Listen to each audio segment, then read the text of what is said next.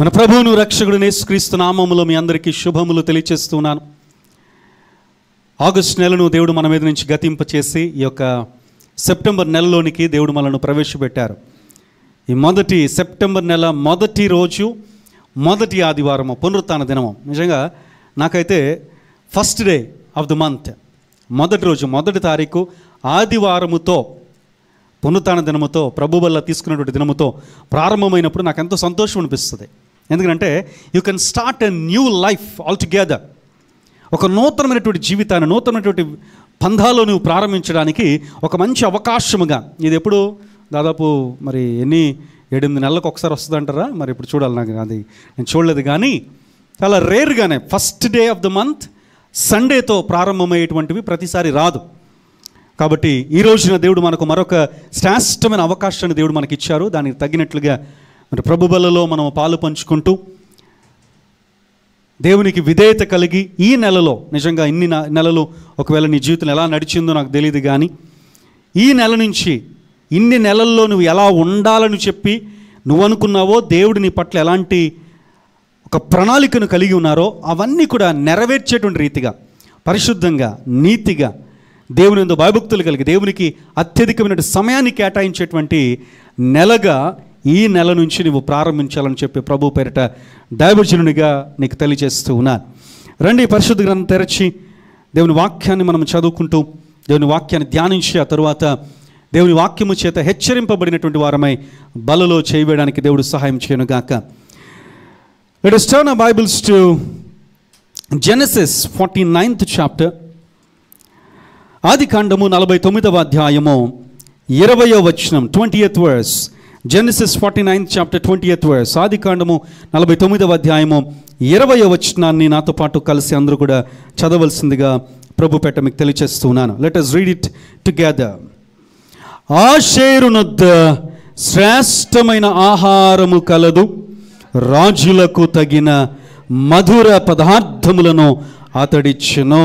దేవుడి వాక్యమును మన వెనుకలో దీవించునుగాక. ప్రార్థన చేసుకుందాం. మహోన్నతుడా, ఈ రోజున బలలో మేము పాలు పంచుకోవడానికి ముందుగా నీ వాక్యము ద్వారా మమ్మలను బలపరిచి పరిశుద్ధపరిచి మరింతగా నీ కొరకు ఆయుత్తపరిచి శ్రేష్టమైనటువంటి చేతులతో, యథార్థమైనటువంటి చేతులతో ఈ బలలో చేయి వేసే ధన్యత భాగ్యమును ప్రతి బిడ్డకును మీరు అనుగ్రహించమని నన్ను మీ సిలువ చాటున మరుగుపరుచుకొని తాళ్ళక బూర ఊదినట్లు ప్రకటించుటకు తగిన శక్తిని దయచేయమని యేసు నామములో ప్రార్థన చేస్తున్నాము తండ్రి. Amen, amen. దయచేసి కూర్చునండి. Please be seated. ఆదివారం వచ్చిందనంటేనే నిజంగా అది ఎంతో సంతోషకరమైనటువంటి సమయం చాలామందికి. కొంతమందికి ఏమో మళ్ళీ వచ్చేసిందిరా బాబా ఆదివారం, చర్చికి వెళ్ళాలా అని చెప్పి ఆలోచించేటువంటి రోజులు కొంతమంది ఉంటారు. కొంతమందికి అమ్మాయి సెలవు వచ్చింది కాబట్టి ఈరోజే అన్ని పనులు, ఈరోజే కక్క మొక్కతో సహా, బట్టలు తోడడం సహా, లేకపోతే ఇల్లు శుభ్రం చేసుకోవడంతో సహా అన్ని పనులు ఈరోజే, షాపింగ్ ఏంటి అన్నీ కూడా. కానీ ఇంతమందిలో అతి కొద్ది మందికి మాత్రము ఆదివారం అనగా అది పరిశుద్ధమైన దినము, పునరుత్థాన దినము. కాబట్టి నేను దేవుని సన్నిధానములో నా సమయాన్ని నేను గడపాలి, దేవుని వాక్యము చేత బలపరచబడాలి, దేవుని నేను హృదయాంతరములో నుంచి దేవుని నేను ఆరాధించాలి అని చెప్పి ఆశతో ఎదురు చూస్తూ ఆదివారం కొరకు ఎంతగానో వేగిరపడేటువంటి వారు కొద్దిమంది. ఆ కొద్ది మందిలో మీరందరూ ఉన్నందుకు నేను ఎంతో దేవుని స్తుతిస్తూ ఉన్నాను. దేవుడు మిమ్మల్ని అత్యధికముగా దీవించునుగాక. ఈ రోజున ఈ ప్రభు బలలోనికి మనం పాలు పంచుకోవడానికి ఈ వాక్యము ద్వారా దేవుడు మనతో మాట్లాడాలని, హెచ్చరించాలని దేవుడు ఇష్టపడుతున్నాడు. ఈ రోజున వాక్యానికి ఇచ్చేటువంటి టైటిల్ ఏంటి అని అంటే రాజుల భోజనం. చెప్పండి అందరూ కూడా, కింగ్స్ ఫుడ్. రాజుల భోజనం. ఇదేంటండి రాజుల భోజనం అంటున్నారు? మనకి రాజుల భోజనం అంటే ఒకటే గుర్తొస్తుంది. 2 రకాల రాజుల భోజనాలు. ఒకటేమో పూర్వదినాలలో రాజులు అయినటువంటి వారు ఉండేటువంటి వారు, సో ఆ రాజులు తినేటువంటి భోజనం, వారందరూ కూడా చక్కగా తినేటువంటి భోజనం. అంతేకాదు దానియేలు, షడ్రకు, మేషకు, అబేద్నెగోలు మాకు రాజభోజనం వద్దు, మాకేం కావాలి, మాకు శాకాహారాన్ని ఇవ్వండి అని చెప్పి అడిగినటువంటి ఆ సందర్భము మనకి చాలా బాగా గుర్తుంటుంది. రెండవదిగా రాజుల భోజనం అని అంటేనే ఏ మాటకు ఆ మాట చెప్పుకోవాలి. కానీ ఈ మన భారతదేశంలో ఉన్నటువంటి ఈ తెగల ప్రకారముగా రాజులు అని మరొకరు అని చెప్పి చాలామంది ఉంటారు. ఆ రాజులు అయినటువంటి వారు భోజనం చేసేటప్పుడు కూడా వారి భోజన విధానం చాలా బాగుంటుందంట. చాలామంది, కొంతమంది నాకు హైందవ స్నేహితులు ఉన్నారు, కొంతమంది వారు చెప్తున్న మాట, అబ్బా రాజులు వంటలండి చాలా బాగుంటాయండి అని అంటూ ఉంటారు. అంటే రాజుల భోజనం అనేటువంటిది ఒక ప్రత్యేకత. It is not an ordinary thing. ఈరోజు మనము భోంచేసేటువంటి ఆ శరీరానికి ఇచ్చేటువంటి ఈ రాజుల భోజనం లేక శాకాహార లేక మాంసాహార భోజనాన్ని గురించి మాత్రమే కాక ఒక ప్రత్యేకమైన భోజనం ఈ భూమి మీద అంతటికి కూడా ఒక రాజభోజనం ఒకటి ఉన్నది.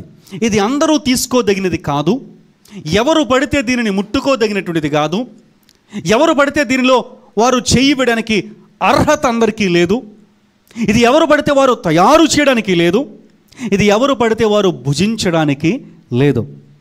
రాజభోజనానికంటూ ఒక ప్రత్యేకత ఉంది. The king's food has a some speciality. రాజభోజనానికి చాలా ప్రత్యేకత ఉంది. చాలామంది అంటూ ఉంటారు, అరే మీ కేకులు మేము తింటూ ఉంటాం కదా, లేకపోతే మీ యొక్క క్రిస్మస్లకు వాటికి వీటికి మేము ఇచ్చేటువంటివి మీరు తింటూ ఉంటాం కదా, మీరెందుకు మేము ఇచ్చేటువంటిది తినరు అనేటువంటి ప్రశ్న అడిగితే కనుక ఇదిగో ఈరోజు చక్కటి సమాధానము, ఇది రాజభోజనము, రాజులు మాత్రమే తినగలిగినటువంటిది. అందుకని ఈ భోజనాన్ని మేము ఎవరికి పడితే అది ఇవ్వం. This is something sacred. ఇది ప్రత్యేకమైనటువంటిది, పవిత్రమైనటువంటిది, పరిశుద్ధపరచబడినటువంటిది, ఇది ఎన్నిక చేయబడినటువంటిది, ఏర్పాటు చేయబడినటువంటి వారికి మాత్రమే ఇవ్వగలిగినటువంటిది రాజుల భోజనం.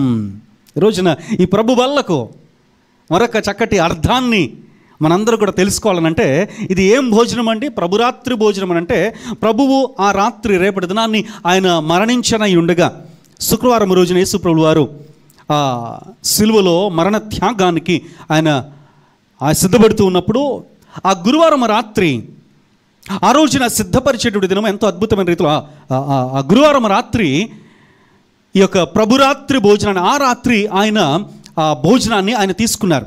కాబట్టి చిట్ట చివరిసారిగా యేసు ప్రభువు వారు భోజనం చేసినటువంటి ఆ భోజనానికి చాలా ప్రాధాన్యత ఉంది. దానినే ద లార్డ్స్ సప్పర్ అని అంటారు. ప్రభు రాత్రి భోజనము, ఇంగ్లీష్లో ద లార్డ్స్ సప్పర్ అని చెప్పి. ఇది దేనికి సాదృశ్యముగా ఉన్నదని అంటే, అందులో మనము చూసేటువంటిది ఒక రొట్టె మరియు ద్రాక్షరసాన్ని మనం చూస్తాం. రొట్టె యేసు ప్రభువు వారి యొక్క శరీరానికి సాదృశ్యముగా ఉంటే, ద్రాక్షరసము యేసు ప్రభువు వారి యొక్క రక్తమునకు సాదృశ్యముగా ఉన్నది. ఆ శరీరములో ఆ రక్తములో పాలు పంచుకోవాలంటే దే షుడ్ బి క్వాలిఫైడ్. ఎవరు పడితే వారు అది తీసుకోవడానికి వీల్లేదు, ఎవరు పడితే వారు దాన్ని ముట్టుకోవడానికి వీల్లేదు. ఎందుకనంటే ఆయన రాజులకు రాజు. ఎవరైతే రాజుగా నియమింపబడ్డారో, మన పేతురు మొదటి గ్రంథంలో చూస్తాం కదా, 3:19 రాజులైన యాజక సమూహముగా యేసు ప్రభులు వారు మనలందరినీ కూడా ఏర్పరచుకున్నారు. ఎవరైతే రాజులుగా ఉన్నారో వారికి మాత్రమే ఏర్పరచబడినటువంటి భోజనం ఇది. కాబట్టి అందుకనే నేను దీనికి రోజున రాజుల భోజనం అని పేరు పెట్టడం జరిగింది. ప్రియమైన దేవుని బిడ్డలారా, పరిశుద్ధ గ్రంథంలో ఒక రాజభోజనానికి తగినటువంటి ఆహారాన్ని గురించి ఎక్కడైనా ఉందా అని జాగ్రత్తగా పరిశీలనగా చూస్తూ ఉన్నప్పుడు ఈ భాగంలో ఉన్నటువంటి భాగము లేక ఈ వాక్యము నా దృష్టిని చాలా ఆకర్షించింది. దేవుడు ప్రేరేపించినటువంటి ఈ వాక్య భాగములో ముందుగా నుంచి జరుగుతున్నటువంటి ఏంటంటే, యాకోబునకు 12 మంది కుమారులు ఉన్నారు. యాకోబునకు కుమారులందరూ కూడా వారందరూ కూడా ఆయన వృద్ధాప్యంలోకి వచ్చిన తర్వాత తన పిల్లలందరినీ పిలిచి, ఆ రోజుల్లో వారు చేసేటువంటి పని అదే, పెద్దవాళ్ళు అయిపోయిన తర్వాత తల్లిదండ్రులైనటువంటి వారు, తండ్రి ప్రత్యేకించి తన పిల్లలందరినీ పిలిచి ఆస్తి పంపకాలు చేస్తూ ఉంటారు. చేస్తారండి? అందుకని చెప్పి వాళ్ళు ఎప్పుడు ముసలోళ్ళు అయిపోతారని చూడకూడదు, చాలా తప్పది కదా. ఎప్పటికైనా వారి వచ్చేటువంటిది నీకు వస్తుంది అంతే తప్ప వారి కోసము దానికోసం చూడడం అనేటువంటిది కరెక్ట్ కాదు. నువ్వు కష్టపడాలి, నీ కష్టం మీద నువ్వు ఆధారపడాలి. బోనస్గా దేవుడు నీకు ఏమైనా ఇస్తే దాన్ని తీసుకోవచ్చు, దాంట్లో తప్పు లేదు. సో ఇక్కడ ఈయన ఈ వీలునామాను రాసే విధానంలో కేవలం ఏదో ఆస్తిని రాసివ్వట్లేదు, కానీ ఆస్తికి మించిన ఆశీర్వాదాన్ని ఆయన పలుకుతూ ఉన్నాడు. తన పిల్లలందరినీ కూడా పిలిచి, ఒక్కొక్కరిని పిలిచి, యూదా నువ్వు ఇలాంటి వాడివి, నఫ్తాలి నువ్వు ఇలాంటి వాడివి, జబులును ఇలాంటి వాడివి, నీకు ఇటువంటి ఆశీర్వాదాన్ని ఇస్తాను, ఈ దీవెన నీకు ఇస్తానని చెప్పి అందరినీ చెప్తూ వస్తూ ఇక్కడ ఆషేరు అనేటువంటి ఒక వ్యక్తి దగ్గరికి వచ్చినప్పుడు ఒక మాట ఇక్కడ పలుకుతున్నాడు. ఆషేరు నొద్ద శ్రేష్టమైనటువంటి ఆహారం ఉందంట. The fine food, so valuable food. ఒక ప్రత్యేకమైనటువంటి, మనం తినేటువంటి ఆహారాల్లో కూడా శ్రేష్టమైనటువంటివి మామూలు కూడా ఉంటాయండి, ఉంటాయి కదా. ఖచ్చితంగా బెస్ట్ ఫుడ్ అనేటువంటిది ఉంటుంది. లేదంటే ఎక్కడ పడితే అక్కడ రోడ్డు మీద పానీపూరితో సహా అన్నీ కూడా బెస్ట్ ఫుడ్ అనుకుంటారు పాపం. కానీ అది కాదు, బెస్ట్ ఫుడ్ కాదురా నాయన, తిన్నామంటే కదా క్యాన్సర్ వస్తుందని చెప్పి అనేక సర్వేలు చెప్తా ఉన్నాయి కదా. బయట తినేటువంటి ఫాస్ట్ ఫుడ్ అంటే ఎంత ఫాస్ట్గా నువ్వు తయారు చేస్తున్నావో అంత ఫాస్ట్గా నీ ఆరోగ్యం కూడా పాడైపోద్ది అనమాట.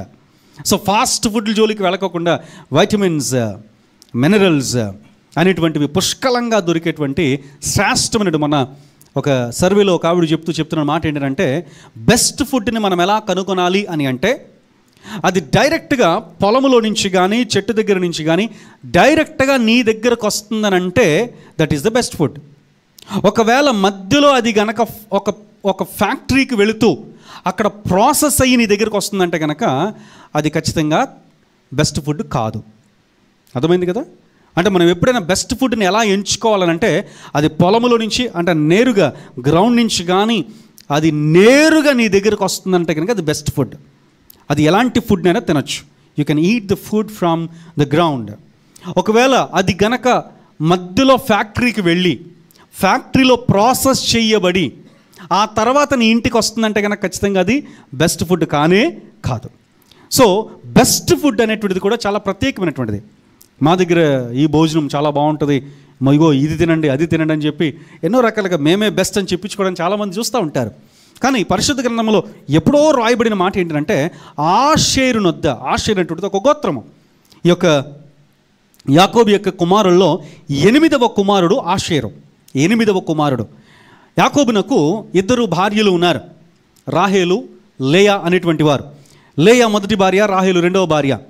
మొదటిగా ఎప్పుడైతే రాహేలుకు పిల్లలు పుట్టలేదో ఆ తర్వాత దేవుడు లేయా యొక్క గర్భాన్ని తెరిచాడు. ఎందుకంటే లేయా ఎంతగా ప్రేమించబడలేదు కాబట్టి లేయా యొక్క గర్భాన్ని తెరిచిన తర్వాత లేయాకు బిడ్డలు పుట్టారు. అప్పుడు రాహేలు ఏం చేస్తుందంటే, సరే నేను ఒక దాసిని ఇస్తాను, ఆ దాసి ద్వారా పిల్లల్ని కను అని చెప్పి ఇదివరకటి దినాల్లో అబ్రహాము విషయంలో ఎలా జరిగిందో అలాగే చేస్తుంది.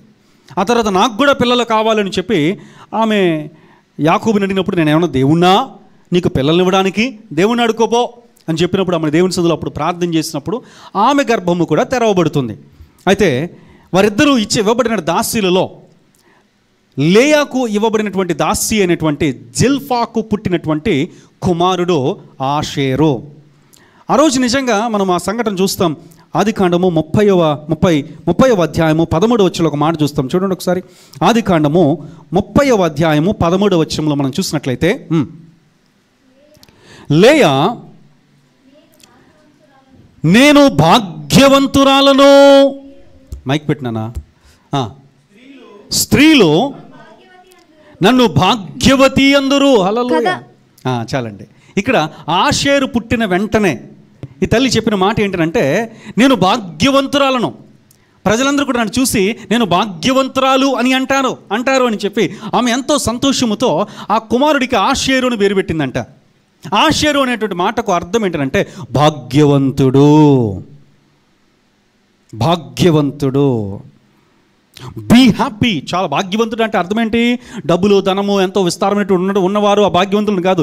ఎవరైతే ఆనందముతో, హృదయానందముతో ఉంటారో వాళ్ళు నిజంగా భాగ్యవంతులు. సంతోషముతో ఉంటారో వారు నిజముగా భాగ్యవంతులు. సో ఇక్కడ ఆషేరు అంటేనే భాగ్యవంతుడు, ఎంతో దీవెన పొందినటువంటి వాడు, ఆశీర్వదించబడినటువంటి వాడు, లేక సంతోషముతో ఉన్నటువంటి వాడు. Be happy, to be happy అనేటువంటి అర్థాన్ని ఇచ్చేటువంటిదిగా ఆషేరు యొక్క పేరు ఉంది. చాలా చక్కటి పేరు, భాగ్యవంతుడు. చాలామంది పేర్లకు తగినట్లుగా జీవించరు, కానీ ఆషేరు చాలా కాలము కూడా అతను పేర్లకు తగినట్లుగానే జీవించాడు. ఇక్కడ కూడా మనం చూసినప్పుడు, ఈ మాటల్లో మనం చూసినప్పుడు 49వ అధ్యాయము 20వ వచనంలో, ఆషేరు వద్ద శ్రేష్టమైన ఆహారము కలదు, రాజులకు తగిన ఆహార మధుర పదార్థములను అతను ఇచ్చును. బా, అంటే రాజులకు తగినటువంటి, అంటే సామాన్యులు తినలేరు, అంటే ది బెస్ట్ ఫుడ్ మాత్రమే రాజులు తింటారు. నిజానికి ఇదివరకటి దినాల్లో ఒక సామెత ఉండేటువంటిది, నువ్వు 3 పూటల ఎలా తినాలి అని అంటే ఏమో నీ భోజనం అనేటువంటిది రాజులాగా తినాలి. ఏంటది? ఉదయం నీ భోజనము రాజులాగా అంటే అన్ని varieties, every kind of variety you'll be having. So అన్నీ ఏదైనా తినచ్చు. ఉదయం భోజనం చేసేటప్పుడు అన్నీ బాగా ఫుల్గా తిను. మధ్యాహ్నం భోజనం చేసేటప్పుడు ఒక సాధారణమైన వ్యక్తిలాగా నువ్వు భోజనం చేయాలి. ఆ తర్వాత రాత్రి భోజనం చేసేటప్పుడు నువ్వు బికారోడ్లాగా భోజనం చేయాలి, ఒక బెచ్చగాడిలాగా భోజనం చేయాలి అని ఇదివరకుడు సామెత. అంటే బెచ్చగాడి దగ్గర ఎక్కువ ఉండదు, వాడు తక్కువ తింటాడు కాబట్టి వాడిలాగా నువ్వు తినాలని ఇదివరకు సామెత. ఇప్పుడు అలా లేదు, ఇప్పుడు మారిపోయింది. ఇప్పుడు రాజులే తక్కువ తింటున్నారు. అవునండి. ఎంత ఎదుగుతూ ఉన్నారో ఎదిగే కొలది ఏమవుతుంది, ముందు ఫుడ్ తగ్గిపోతుంది. ఎందుకని? బెస్ట్ ఫుడ్ తినాలంటే కదా తక్కువే తినాలి. పొలమండి తినేస్తుంటే కుదరదు, ఫ్యాట్ అయిపోతారు, లావ్ అయిపోతారు, నానా గొడవలు అనారోగ్యాలు అయ్యి వచ్చేస్తాయని చెప్పేసి రాజులు తక్కువ తిన్నారు. బిచ్చగాళ్ళకి 60 కూరలు ఉంటున్నాయి. అవునా? వాళ్ళు ఏం చెప్తారు, బిచ్చగాళ్ళకు 60 కూరలు అండి, వీకెండ్ అండి అన్న టైంలో మాట్లాడుతూ ఉంటారు. కాబట్టి రాజభోజనము అనేటువంటిది ది బెస్ట్ ఫుడ్. అయితే ఈ రోజున వీరి గురించినటువంటి ఒక ప్రత్యేకతను గురించి మనం తెలుసుకుంటూ ద్వితీయోపదేశ కాండము చూడండి. ఈ రోజున ద్వితీయోపదేశ కాండము 33వ అధ్యాయము 24వ వచనము. ఇక్కడ ఈ 49 ఆది కాండములు మనం చూసినటువంటిదేమో యాకోబు తన బిడ్డలను ఆశీర్వదించినప్పుడు ఆయన ఇచ్చినటువంటి దీవెనలు. ఆ తర్వాత వీరు ఇంకా కొద్ది కాలంలో ఆ యొక్క కనాను దేశంలోనికి వారు అడుగు పెడతారు.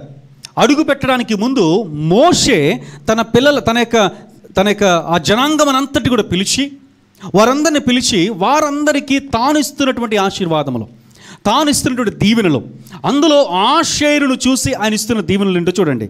33వ అధ్యాయము 24వ వచనం. ఆషేరును గూర్చి ఇట్లనెను, ఆషేరు తన సహోదరుల కంటే ఎక్కువగా ఆశీర్వదించబడును. నెంబర్ 1 అని చెప్తున్న మాట ఏంటంటే, ఇందాక మనం చూసిన మాట ఏంటంటే, మొదటిగా భాగ్యవంతుడు అని మనము చూసాము. రెండవదిగా ఎక్కువ ఆశీర్వాదం. ఆషేరు అంటేనే ఆశీర్వాదం. మిగతా వారు అందరికంటే ఎంతగానో అతను ఎక్కువగా ఆస్వాదించబడతాడంట, మిగతా వారు అందరికంటే అతను దీవించబడతాడంట. అటు సంఖ్యపరముగాను ఇటు ఆశీర్వాదముల పరముగాను ప్రతి విషయంలో కూడా ఆ సహోదరులందరికంటే అతను ఎక్కువగా ఆస్వాదించబడతాడు. తర్వాత ఆషేరు అతడు తన సహోదరుల కంటే సహోదరుల కంటే కటాక్షమునందును. హల్లెలూయా. కటాక్షం అంటే ఏంటి? ఫేవర్. సహోదరులందరూ కూడా అతను చూస్తేనంట ఇతనికి అందరూ నచ్చుతారు. ఇప్పుడు చూడండి, ఒక ఇంటిలో ఒక 2-3 పిల్లలు ఉన్నప్పుడు అందరికీ నచ్చాలని లేదు. ఒకే తల్లి బిడ్డలైనా కూడా ఒకడంటే ఎవరికో పడకుండా ఉంటుంది. అదే ఇద్దరే ఉంటే కనుక ప్రాబ్లం లేవులేండి. ఇంకా ఏమైనా వాళ్ళకి వాళ్ళే ప్రేమించుకున్నా లేకపోతే కొట్టుకున్నా ఏం చేసుకున్నా కానీ వాళ్ళిద్దరి మధ్యలోనే. అదే ఒక 2-3 ఉన్నారనుకోండి ఒక ఇంట్లో, ఒకే తల్లి బిడ్డలు కావచ్చు, ఒకే తల్లి బిడ్డలు అయినప్పటికీ కూడా వారికి కొంతమందికి ఒకడంటే పడదు, ఒకడంటే ఇష్టం ఉండదు. తమ్ముడే, అన్నయ్యే, చెల్లె, అక్కే అయినా కూడా ఏదో ఒక చిన్న ప్రాబ్లం అనేది వారిలో ఉంటుంది. అయితే ఈ వ్యక్తి ఆషేర్ అంట ప్రతి ఒక్కరి యొక్క కటాక్షాన్ని పొందుతాడంట. ఎందుకని? ఇక్కడ తనకున్నటువంటి వారు దాదాపుగా 12-11 మంది అన్నదమ్ములు. అందరూ కూడా ఇతన్ని ప్రేమించడం అని అంటే, నిజానికి అలా ఎవరిని ప్రేమిస్తారు? చిన్నవాళ్ళని ప్రేమిస్తారు. ఎందుకని? చిన్నవాడు చాలా ముద్దుగా ఉంటాడు, వాడు చివరి పుట్టాడు కాబట్టి, వాడు చిన్నవాడు కదా, అందరూ ఎత్తుకుంటారు వాడిని. కాబట్టి చిన్నవాడైనటువంటి బెన్యామీనుని అందరూ ప్రేమించడం అనేటువంటిది సాధారణమే. కానీ ఇక్కడ దేవుడు ఇస్తున్నటువంటి లేక మోషే అతనికి ఇస్తున్నటువంటి ఒక గొప్ప ఆశీర్వాదం ఏంటంటే, ఇతనిని అనగా ఆషేరుని అందరు అన్నదమ్ములు కూడా ప్రేమిస్తారంట. ప్రతి ఒక్కరు కూడా, ఎవ్రీబడి. ఎంత అద్భుతమైన విషయం అండి. నీవు కూడా ఒకవేళ ఉండాలంటే ఆషేరులాగా ఉండాలి. నీవు అందరి చేత ప్రేమించబడేటువంటి రీతిగా ఉండగలగాలనంటే అది సామాన్యమైన విషయం కాదు. ఎంతటి గొప్పవాడైనా ఈ రోజుల్లో అయితే ఇంకా చెప్పే అవసరం లేదు. వాళ్ళకి నచ్చిందంటే మాత్రం ఎత్తేస్తారు. ఎక్కడన్నా చిన్నది తేడా వచ్చిందంటే కనుక ఇంకంతే, నేను కొట్టేయడమే మొత్తం. ఏంటది యూట్యూబ్లు అది ఇది అని చెప్పి ఇష్టం వచ్చినట్లు. అది ఎంత పెద్దవాడు అనేది విషయం ప్రక్కన పెట్టి వాడు వీడు అనే సంబోధనలతో చాలా భయంకరంగా మాట్లాడేట్టు పరిస్థితులను మనం చూస్తూ ఉన్నాం. కాబట్టి ఆషేరు మాత్రం అలా కాదంట. ఆషేరు ఎలా ఉన్నాడు? అందరి కటాక్షమును, అందరూ కూడా అతనిని ప్రేమించారంట.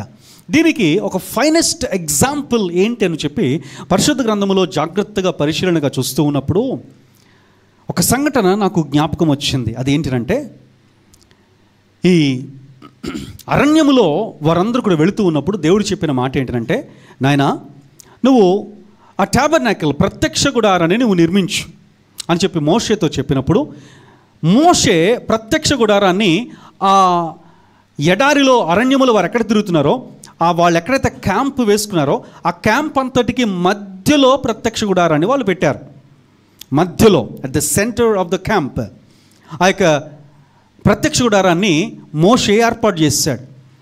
ఇప్పుడు వీరందరూ కూడా ఒక క్రమములో ఉండాలి. ఎక్కడ పడితే అక్కడ ఎంతమంది, దాదాపు 20 లక్షల మంది, వాళ్ళందరూ కూడా ఎవరెవరు ఎక్కడున్నారని చెప్పి కనుక్కోవడం అనేది అంత ఈజీ అంటారా? ఒక 100 మంది ఉన్నారంటేనే ఎవడెక్కడ ఉన్నాడని చూసుకోవడం కష్టమవుతుంది. అలాంటిది 20 లక్షల మందిని అంటే ఎవరితో మాట్లాడాలి, ఎక్కడున్నాడు అని చెప్పి చూడాలంటే కనుక ఒక పద్ధతి అనేటువంటిది ఉండాలి. అందుకనే మన దేశాన్ని కూడా ఎలాగా రాష్ట్రాలుగా, తర్వాత డిస్ట్రిక్ట్స్గా, ఆ తర్వాత మండలాలుగా, ఆ తర్వాత టౌన్లు, లేకపోతే పట్టణాలు, లేకపోతే ఆ తర్వాత ఇంకా చివరికి వచ్చాడు ఈ యొక్క వార్డులుగా వాటిని విభజించారు. సో దాన్ని బట్టి నీ అడ్రస్ ఏంటనేది కరెక్ట్గా తెలుస్తుంది. కాబట్టి ఇటు రీతిగా డివైడ్ చేయడం అనేది జరిగింది. సో ఇక్కడ కూడా దేవుడు చెప్పిన మంచి ప్లాన్ ఏంటంటే, ఇదిగో ప్రత్యక్ష గుడారం ఇక్కడ ఉంటుంది. ఈ 12 గోత్రాల వాళ్ళు కూడా ఎవరెవరు ఎక్కడెక్కడ ఉండాలి, కుడివైపు ఎవరు ఉండాలి, ఎడం వైపు ఎవరు ఉండాలి, పైన ఎవరు ఉండాలి, క్రింద ఎవరు ఉండాలి, ఈస్ట్ వెస్ట్ నార్త్ సౌత్, తూర్పు పడమర పశ్చిమ దక్షిణాల్లో ఎవరెవరు ఎక్కడెక్కడ ఉండాలి, ఎవరెవరు ఎవరి వెనకాల ఉండాలి, వారి గోత్రాల ప్రకారంగా వాళ్ళు నించోవాలి. సో ఇప్పుడు సడన్గా ఎవరైనా ఒక వ్యక్తితో మాట్లాడాలనుకుంటే అతను ఏ గోత్రం వాడు, ఓకే నెఫ్తాలి గోత్రం వాడా, నెఫ్తాలీలు ఎక్కడ ఉంటారు, ఈ ప్రత్యక్ష గుడారానికి ఇటు సైడ్ ఉంటారు, ఓకే ఇటు సైడ్ ఉంటారు. సో అందులో నెఫ్తాలి గోత్రము మొదటి వరుస, రెండో వరుస, మూడో వరుస ఎక్కడ ఉంటారు, ఓకే రెండో వరుసలో, ఓకే వెళ్ళి అక్కడ ఉంటాడు చూడండి తీసుకుని రండి అని చెప్పడానికి చాలా సులువుగా ఉండడానికి ఆ రోజుల్లోనే ఇంత చక్కటి క్రమాన్ని దేవుడు చూపించాడు. సో ఇంతమందిలో ఇందులో జాగ్రత్తగా చూసినప్పుడు ఎవరెవరు ఎటు సైడ్ ఉన్నారని చూసి చెప్తున్నాను, జాగ్రత్తగా గమనించండి. రాసుకునేటువంటి వారు నేను చెప్పిన దాన్ని జాగ్రత్తగా రాసుకోవడానికి ప్రయత్నం చేయండి. మొదటిగా మధ్యలో ఏముంది, ప్రత్యక్ష గుడారం ఉన్నది. ఈస్ట్, వెస్ట్, నార్త్, సౌత్ 4 వైపులో కూడా ఎవరెవరు ఎటువైపు ఉన్నారో ముందుగా చెప్తున్నాను. మొదటిగా తూర్పు వైపున, ఈస్ట్ వైపున, ఈస్ట్ సైడ్ ఆ పైన రాసుకుంటారు మీరు, ఎవరున్నారంటే జబూలూను గోత్రం వారు ఉన్నారు. పైన ఎవరున్నారు, ఈస్ట్ వైపున జబూలూను, ఆ తర్వాత యోదా, ఆ తర్వాత మూడవదిగా ఇస్సాకారు. జబూలూను, యోదా, ఇస్సాకారు ఈ ముగ్గురు కూడా ఈస్ట్ సైడ్లో ఉంటారు. అంటే ప్రత్యక్ష గుడారానికి ఈస్ట్ సైడ్లో ఎవరెవరు ఉంటారు, జబూలూను, యూదా, ఇస్సాకారు ఈ ముగ్గురు కూడా ఈ పైన భాగంలో ఉంటారు. విచిత్రం ఏంటంటే ఈ ముగ్గురు కూడా లేయా యొక్క సంతానమే. ఎవరి సంతానం, లేయా యొక్క సంతానం ఈ ముగ్గురు కూడా. ఇప్పుడు వెస్ట్ సైడ్లో చూసినట్లయితే వెస్ట్ సైడ్లో ఎవరు ఉంటారంటే మనష్షే, బెన్యామీను, ఎఫ్రాయిము. వెస్ట్ అంటే పశ్చిమ భాగంలో ఎవరు ఉన్నారు, తూర్పు పడమర కదా. మనష్షే, బెన్యామీను, ఎఫ్రాయిము క్రింద ఉంటారు. వీరు ఎవరి పిల్లలు అని అంటే రాహేలు పిల్లలు. పైన లేయా, కింద రాహేలు. ఆ తర్వాత సౌత్ అంటే దక్షిణం, అంతే కదా. దక్షిణంలో ఎవరున్నారంటే గాదు, షిమ్యోను, రూబేను. గాదు, షిమ్యోను, రూబేను వీళ్ళెవరి సంతానం అని అంటే లేయా ఆమె యొక్క దాసి జిల్ఫా వీళ్లకు పుట్టిన సంతానం వీళ్ళు. అంటే ఖచ్చితంగా లేయా సైడ్ గాదు, షిమియోను, రూబేను. సౌత్ సైడ్లో వీళ్ళు ముగ్గురు ఉన్నారు. జాగ్రత్తగా గమనించండి, చెప్పేటువంటి ఉద్దేశము దానికి ఒక అర్థం ఉంది, అందుకే చెప్తున్నాను. పైన లేయా, క్రింద అందరు కూడా రాహేలే, అక్కడెక్కడ కలవలే ఎక్కడ కూడా. ఇక్కడ లేయా ఆమె యొక్క దాసి వాళ్ళకు పుట్టినటువంటి వాళ్ళే. ఇప్పుడు నార్త్ సైడ్లో చూసినట్లయితే, ఉత్తరం వైపు చూసినట్లయితే దాను, నెఫ్తాలి, ఆషేరు. దాను, నెఫ్తాలి లేయా మరియు ఆమె యొక్క దాసులకు పుట్టినటువంటి వారు. అంటే రాహేలు. దాను, నెఫ్తాలి ఎవరి సైడు, రాహేలు సైడ్. దాను, నెఫ్తాలి ఎవరి సైడు, రాహేలు సైడు. ఒక్క ఆషేరు మాత్రమే లేయా యొక్క దాసి అయినటువంటి జిల్ఫాకు పుట్టినటువంటి వాళ్ళు ఆషేరు గోత్రికులు. అంటే అన్ని చోట్ల కూడా చూసినట్లయితే ఎవరి సహోదరులు వాళ్ళ పక్కనే ఉన్నారు. ఇప్పుడు ఈ మాట చెప్పడానికి గల అర్థం ఏంటి? ప్రతి వైపున కూడా ఎవరి సహోదరులు వారి పక్కనే ఉన్నారు. లేయకు పుట్టిన వాళ్ళందరూ ఒక సైడు, రాహేలుకు పుట్టిన వాళ్ళందరూ ఒక సైడు, ఆమె మెయిడ్ అనగా ఆ దాసికి పుట్టిన వాళ్ళందరూ ఒక సైడు, అంటే ఎవరికి వారు అందరూ ఒకవైపే ఉన్నారు. కానీ ఒకే ఒక్క గోత్రము, ఆషేరు గోత్రం వాళ్ళు మాత్రమే మిగతా వాళ్ళతో కూడా కలవగలిగారు. హల్లెలూయా. అంటే అక్కడ ఒక అర్థం తెలుస్తుందా మనకి? అంటే ఖచ్చితంగా వీళ్ళు ఏం జరిగింది, తన యొక్క సహోదరుల యొక్క కటాక్షాన్ని కూడా పొందుకున్నారు. అది దాని అర్థం. అందుకే ఈ మాటలని చెప్పారు. ఈ ఎవరెవరు ఇటు సైడ్ ఉన్నారని ఆ మ్యాప్ గీయడమే చాలా కష్టం. అన్నీ చూసుకొని అన్ని అధ్యాయం అంతా చదువుకొని రాయాలి. అదంతా సామాన్యమైన విషయం కాదు. బట్ అందులో అది చూసేటప్పటికి అందరూ ఎవరికి వాళ్ళు వాళ్ళ సహోదరుల వైపే ఉన్నారు. కానీ ఈ ఒక్క వ్యక్తి మాత్రం, ఆషేరు మాత్రము ఎవరితోనైనా కలవగలిగిన రీతిగా, సహోదరుల యొక్క కటాక్షాన్ని పొందుకోగలిగిన రీతిలో, ఆ యొక్క రాహేలు సంతానములో ఉన్నటువంటి గాదు, దాను మరియు నెఫ్తాలి ఎటు సైడ్ ఉన్నారో అటు సైడ్ అన్న నార్త్ సైడ్లో ఆషేరు సహితము అక్కడ ఉందనంటే ఎవరితోనైనా వీరు కలవగలరు, ఎవరైనా వీరిని ఫేవర్గా తీసుకోగలరు, ఎవరి కటాక్షాన్నైనా వీరు పొందుకోగలరు. హల్లెలూయా. ఈరోజున ఈ మాటలు మనకు నేర్పిస్తున్నటువంటి చక్కటి పాఠము ఏమిటి అని అంటే, ఈ రాజభోజనమును నీవు పొందుకున్నట ద్వారా, రాజభోజనాన్ని నీవు తీసుకున్నట ద్వారా, మొదటిగా ఈ రాజభోజనములో చెయ్యి పెట్టిన ప్రతి ఒక్కరు కూడా గొప్ప భాగ్యవంతులు. హల్లెలూయా. ఇది అందరికీ దక్కేటువంటి ఆ భాగ్యము కాదు. కేవలం యేసు ప్రభువు వారి యొక్క రక్తములో కడుగబడి, యేసు ప్రభువు వారి యొక్క మార్గములో నీవు నడుస్తూ, ఆయన జీవాన్ని పొందుకొని, ఆయన అభిషేకాన్ని పొందుకొని, దేవుని నామం చేత నీవు ముద్రింపబడి దేవుని కొరకు జీవించేటువంటి వ్యక్తిగా నీవు ఉన్నప్పుడు మాత్రమే, మారు మనసు పొంది రక్షణ పొంది బాప్తిస్మము తీసుకుని రాజుగా ఏర్పరచబడినటువంటి వారు మాత్రమే ఈ భోజనములో చేయి వేయగలరు. ఎవరు పడితే వారు కాదు. సో నువ్వు ఇంకా రాజుగా ఉన్నావా, లేక ఇంకా సామాన్యుడిగానే ఉన్నావా? ప్రతి ఒక్కరికి కూడా రాజు అవ్వాలని ఆశ ఉంటుంది కదా. ఒకవేళ రాజ్యం అనేది వచ్చిందంటే కనుక రాజు అవుతావా అని అడిగితే ఎవరు వద్దంటారు చెప్పండి? ఎవరు వద్దంటారా? సకల రాజభోగాలు ఉంటాయి. ఎస్, నీకు సకల రాజభోగాలు ఉండబోతా ఉన్నాయి పరలోక రాజ్యములో. ఆ పరలోక రాజ్యంలో వచ్చేటువంటి ఆ రాజభోగములతో కూడినటువంటి రాజుగా నీవు ఉండాలనంటే ఇక్కడి నుండే నువ్వు సిద్ధపడాలి. అది నీవు తీసుకునే ఆహారముతో పాటుగా నీ సిద్ధపాటు ఉండాలి. ఈ రాజభోజనము కూడా చాలా ప్రాముఖ్యమైనటువంటిది. ఇందులో నువ్వు చేయి వేస్తున్నావు అంటే యు ఆర్ అ కింగ్. నువ్వు సామాన్యుడు కాదు. ఇంకా నేను రాజుగా లేకోకుండా లోకములో ఉన్నటువంటి సామాన్యుడిగా ఉన్నట్లయితే కనుక దేవుడి దినాన్ని పిలుస్తూ ఉన్నాడు. నీవు భాగ్యవంతుడు అవ్వడానికి నీ కొరకు నేను ఆల్రెడీ దరిద్రుడినై ఈ లోకానికి వచ్చి నీ కొరకు రక్తము చిందించాను. ఇకనైనా నీవు మారు మనసు పొంది రక్షణ పొంది ఈ బల్లులో పాలు పంచుకోవడానికి బాప్తిస్మము తీసుకొని నీవు సిద్ధపడాలి. హల్లెలూయా. సో నీవు భాగ్యవంతుడు అవ్వాలనంటే బాప్తిస్మం తీసుకొని, మారు మనసు రక్షణ పొంది బాప్తిస్మం తీసుకొని బల్లలో పాలు పంచుకోవాలి. అంతేకాదు, ఒకవేళ నీవు జస్ట్ మారు మనసు పొంది బాప్తిస్మం తీసుకున్న తర్వాత కూడా, బలలో పాలు పంచుకుంటున్న తర్వాత కూడా నీవు రాజువని చెప్పి నీ యొక్క స్థాయిని, స్థితిని మరిచిపోయి లోకస్తునులా జీవిస్తున్నట్లయితే ఈ దినాన్ని దేవుడు హెచ్చరిస్తూ ఉన్నాడు. Hello, you are a king. నీవు రాజుకు పుట్టినటువంటి వాడివి కాబట్టి నీవు లోకస్తులాగా బ్రతకడానికి వీల్లేదు. నీవు రాజులాగే బ్రతకాలి. రాజుకంటూ కొన్ని ప్రత్యేకమైనటువంటి నియమ నిబంధనలు ఉంటాయి. రాజు అంటూ కొంత ఒక అధికారం ఉంటుంది, రాజుకంటూ ఒక ప్రత్యేకతలు ఉంటాయి. కాబట్టి రాజులాగే బ్రతకాలి. సౌభాగ్యవంతుడిగా నీవు ఉండాలి. రెండవదిగా ఏం చెప్పుకున్నాం?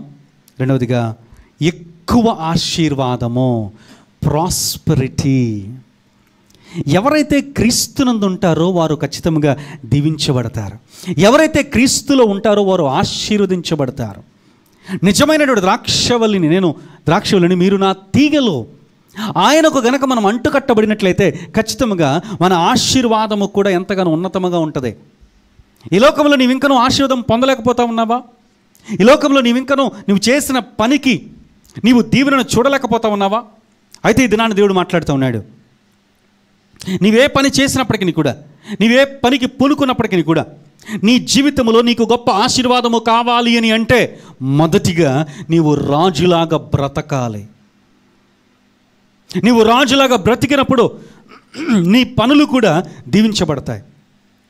నీ పనుల్లో కూడా నీవు ఆశీర్వాదము నీవు చూస్తావు. కాబట్టి ఎక్కువ ఆశీర్వాదము, మోర్ ప్రాస్పరిటీ. ఈ బలలో పాలు పంచుకునే ద్వారా మొత్తం ఆశీర్వాదం అంతా వచ్చేద్దని నేను చెప్పట్లే. That is not the right preaching. అది సరైనటువంటి బోధన కాదు. కష్టములైనటువంటి వస్తాయి, కానీ ఆ కష్టాన్ని బట్టి నువ్వేమాత్రము కూడా కృంగిపోకుండా దేవుడు నీ చేయి పట్టుకొని నడిపిస్తారు. గత వారంలో మనం యెషయా గ్రంథం యొక్క బైబిల్ స్టడీ జరుగుతూ ఉంది. అందులో గత వారం అంతటిలో కూడా ఒక వచనము విన్నటువంటి ప్రతి ఒక్కరి జీవితాలలో చాలా గొప్ప మార్పును తీసుకుని వచ్చింది. ఆ వచనం ఒకసారి మీకు చూపిస్తాను. దానిలో ఉన్న అర్థాన్ని కూడా మీకు తెలియచేయడానికి ఇష్టపడుతున్నాను. యెషయా గ్రంథం 48వ అధ్యాయము, యెషయా గ్రంథము 48వ అధ్యాయము 18వ వచనాన్ని చదువుతున్నాను చూడండి. యెషయా 48:18. నా ఆజ్ఞలను ఆలకింపవలనని నేనెంతో కోరుచున్నాను. ఆలకించిన ఎడల నీ క్షేమము నది వలెను, నీ నీతి సముద్ర తరంగము వలెను ఉండును. నీ క్షేమము నది వలె. హల్లెలూయా. క్షేమము నదిలాగా ఉంటుందంట. అంటే క్షేమము నదిలాగా ఉండడం ఏంటి? దాని అర్థం ఏంటి? అసలు నది ఎలా ఉంటుంది? క్షేమము అంటే అర్థం ఏమిటి? ఎంతో క్షేమంగా, ఏమాత్రము కూడా కష్టములు అనేటువంటివి, భయంకరమైన పరిస్థితులు అనేటువంటివి లేకుండా క్షేమంగా ఉండడం. సో నది అలా వెళుతుంది. నదికి ఉన్నటువంటి లక్షణాలు ఏంటి? దాని అర్థం ఏంటంటే ఆ నది లాంటి లక్షణాన్ని నువ్వు కూడా కలిగి ఉంటే నువ్వు కూడా క్షేమంగా ఉంటావు అని దేవుడు చెప్తున్నాడు. సో నదికి ఉన్నటువంటి లక్షణం ఏమిటి? నదికి ఉన్న లక్షణాలు ఏంటి చెప్పండి? ప్రవహిస్తూ ఉంటుంది. నదికి ఉన్నటువంటి లక్షణం ఏం చెప్తామండి? ఏదో నది పారుతూ ఉంటుంది. ఎప్పుడైనా కావాలంటే నీళ్ళు తెచ్చుకుంటాం. మేము అక్కడికి వెళ్ళేది కూడా లేదు. స్నానాలు అయితే చేస్తామండి వెళ్ళామంటే అని చెప్తారా? పడవలు వెళ్తాయి, చేపలు పట్టచ్చు, ఇవన్నీ వస్తాయి. ఇప్పుడు ప్రత్యేకించి ఇప్పుడు ఏం చేపలు అవి? పులస. పులస అనేటువంటిది అయితే ఇంక ఇప్పుడు ఈ టైంలో బాగా వస్తుంది కాబట్టి ఇప్పుడు నది గుర్తొస్తుంది. గోదావరి నది ప్రత్యేకించి పులసకి ఫేమస్. అంతర్వేది కావచ్చు, ఇలాంటి ప్రాంతాలన్నీ కూడా పులసకి చాలా ఫేమస్. ఇవి చెప్తారేమో. నది గురించి ఒక మాట చెప్తాను చూడండి. నది ప్రవహిస్తూ ఉంది. ప్రవహిస్తూ ఉండగా మధ్యలో ఒక పెద్ద కొండ అడ్డం వచ్చింది. అప్పుడు నది, అయ్య బాబు ఇంత పెద్ద నది వచ్చి ఇంత పెద్ద కొండ అడ్డం వచ్చేసింది ఏంటి? ఇంకెక్కడ వెళ్తాను నేను? ఇంకెళ్ళాను, ఇక్కడే ఆగిపోతాను, నా పని అయిపోయింది. ఇంకా ఇంత పెద్ద కొండ నేను ఎక్కడ ఎక్కగలను? అంతకుముందే ఒక చిన్న ఎత్తు అడ్డం వచ్చింది. కానీ ఆ చిన్న ఎత్తుని బట్టి ఈ నది ఏమాత్రం కూడా ఆగకుండా ఆ ఎత్తును కూడా తనలో కలుపుకుంటూ వెళ్ళిపోయింది. అవునా? ఒక చిన్న ఎత్తు అయితే కనుక దాన్ని ఏం చేస్తుంది? అందులో వెళ్ళిపోతూ ఉండగా ఆ ఎత్తును కూడా తనలో కలుపుకుని, మెట్ట ప్రాంతాన్ని కూడా తనలో కలుపుకుంటూ వెళ్ళిపోయింది. అయితే ఒక పెద్ద కొండ అడ్డం వచ్చింది అనుకోండి, అప్పుడు నది ఇంకా అయిపోయింది, నా బతుకు అయిపోయింది, ఇంకేం నడుస్తాను, ఇంకా నేను వెళ్ళాను, ఇంకా నేను ఇంక ముందుకు సాగలేను, ఇంకా ఇంత పెద్ద నదా, ఇంత పెద్ద కొండ, నేను దీన్ని ఎక్కడ దాటగలను అని చెప్పి ఏ నదైనా ఆగిపోద్దా? ఇంత పెద్ద మౌంటైన్, ఇంత పెద్ద పర్వతము నా ముందు వచ్చింది కదా అని చెప్పి ఏ నది అయినా ఆగిపోద్దా? ఆ కొండ ఏంటో చెప్పమంటారా? నీ జీవితంలో కొండ వంటి ఒక కష్టం, కొండ వంటి ఒక ఇబ్బంది. అంతకుముందు ఒక చిన్న కష్టం వచ్చింది, అది దాటుకుంటూ వచ్చేసావు ఏదో రకంగా. ఆ చిన్న కష్టాన్ని ఏదో రీతిగా నువ్వు దాటుకుంటూ వెళ్ళిపోయావు. అది అందులో నీలో అది కరిగిపోయింది. ఆ కష్టం నిన్ను పెద్ద ఇబ్బంది పెట్టలేదు, అది నేను ఆఫ్ చేయలేదు. కానీ ఇప్పుడు అంతకంటే ఒక పెద్ద కొండ, అంతకంటే పెద్ద కొండ వంటి ఒక పరిస్థితి, ఇబ్బంది, కష్టము, అనారోగ్యము, ఆర్థిక ఇబ్బంది నీకు ఎదురు వచ్చేసరికి నది అయితే ఆగట్లేదు కొండను చూసి, మరి నువ్వెందుకు ఆగుతున్నావు కష్టాన్ని చూసి?